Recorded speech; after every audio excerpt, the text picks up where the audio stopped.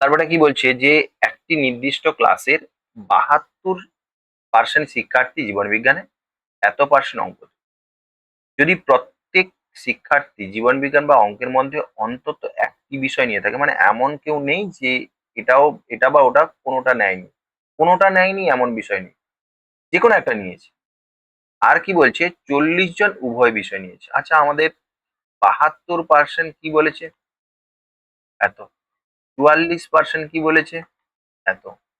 তোমরা প্রথমে এই দুটোকে যোগ করো, এই একই প্রসেস। যোগ করলে দেখলাম কত হচ্ছে, না হচ্ছে 116। 116%, তার মানে এটা বাড়তি হয়ে গেছে।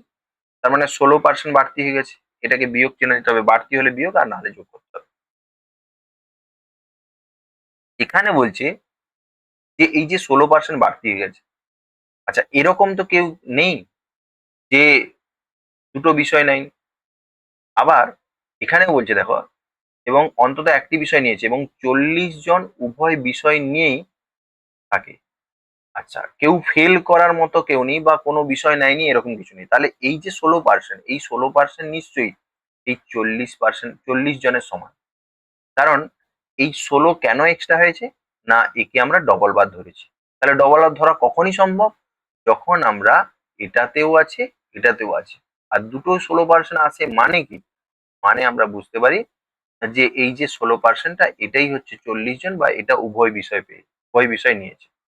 তাহলে 1% সমান কত? 100%। মোট শিক্ষার্থীর সংখ্যা বলছে, তাহলে 100% সমান হবে তোমার 40/16 গুণিতক 100। ঠিক আছে? 4 10, 4 4, 4 25, তাহলে 250 জন। কি বললাম, বোঝা গেছে? চলো তারপরে কি বলছে দেখো।